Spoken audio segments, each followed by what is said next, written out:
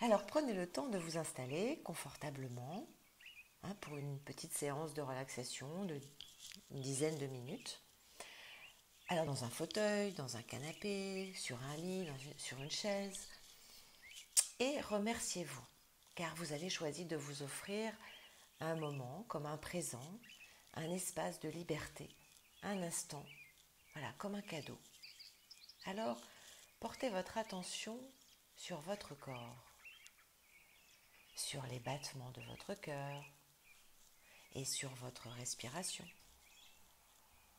Prenez une bonne inspiration et puis suivez cette inspiration qui rentre dans vos poumons, l'espace qu'occupe votre air dans vos poumons et l'espace qu'occupe votre corps dans la pièce.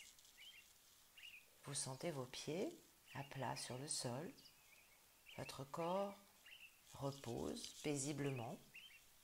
Voilà, vous sentez autour de vous les odeurs. Vous pouvez peut-être entendre les bruits dans la maison ou au dehors, de la musique peut-être. Vous vous laissez entourer, imprégner par toutes les sensations de douceur, comme le tissu de votre fauteuil ou de vos vêtements, la sensation de chaleur, de caresse de l'air sur votre peau. Voilà, cette envie de partager aujourd'hui avec vous un petit moment de fraîcheur, une pause, une parenthèse, comme pour accompagner vos premiers pas, fragiles, peut-être hésitants même, hors du confort de votre vie actuelle. Même si ce terme, j'en conviens, n'est pas forcément le même pour tous, ni du reste adapté à la situation que nous vivons. Bref, aussi désagréable qu'il soit, ce confort représente l'état dans lequel nous sommes confinés, et nous nous sommes adaptés même, contraints et forcés soit, depuis plus de 7 semaines. Et je vous avoue que je ressens moi-même, comme certaines personnes que j'accompagne, comme une peur, une appréhension de l'après-confinement. La nuit dernière a fait germer en moi quelques pensées, des idées, des sensations, comme des messages que j'aimerais bien vous transmettre et qui concernent la sortie, comme d'un cadre, la sortie du confinement qui nous invite à surgir du confin de la Terre. À travers ce voyage métaphorique, hors du temps et de l'espace, comme un moment de liberté, comme une bulle d'air lumineuse, nous entraînant à sortir de notre nid. Il est grand temps, me direz-vous. Or, le temps n'a ni couleur, ni odeur, ni émotion, ni sensation.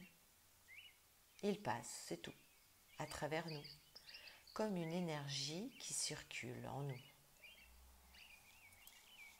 Alors, laissons-nous être.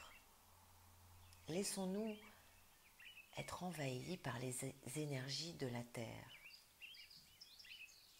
La sensation d'être bien nourri, rassasié, hydraté, regonflé. Comme ressentir la terre humide et riche, sa noirceur, sa densité, comme un berceau protecteur, chaud, comme un océan de vie, réconfortant, enveloppant.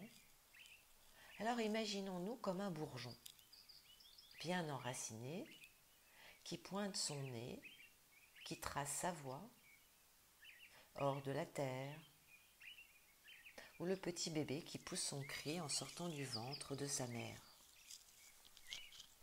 Le petit poussin qui mobilise son énergie et pique son bec dans sa coquille, en tapant encore et encore afin de la briser.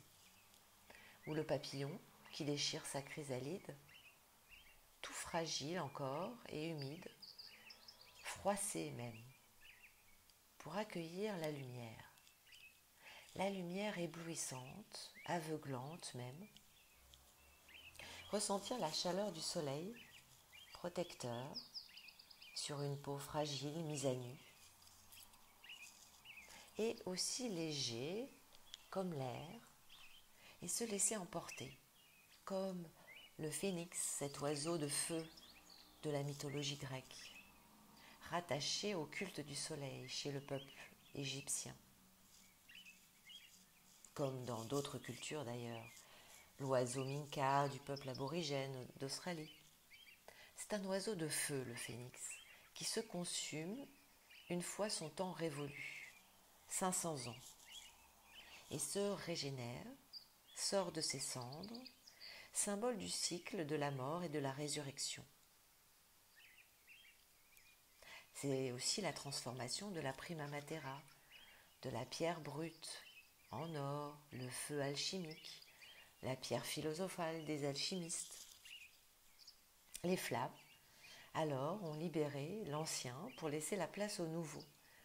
Un nouveau regard, un nouvel envol, une renaissance, tel Osiris ramené à la vie par Isis, déesse lunaire égyptienne, de la magie divine et de l'alchimie. Pour concevoir ensemble, donner naissance à leur fils, Horus, pharaon à tête de faucon.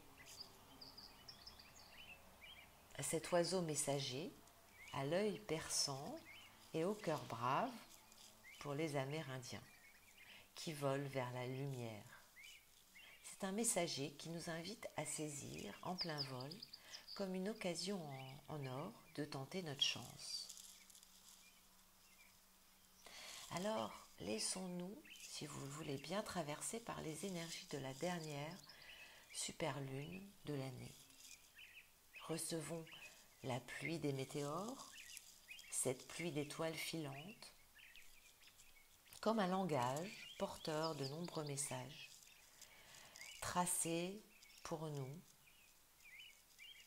tendre la main et nous inviter à les suivre pour notre épanouissement personnel et collectif. Je nous souhaite un magnifique voyage dans la lumière.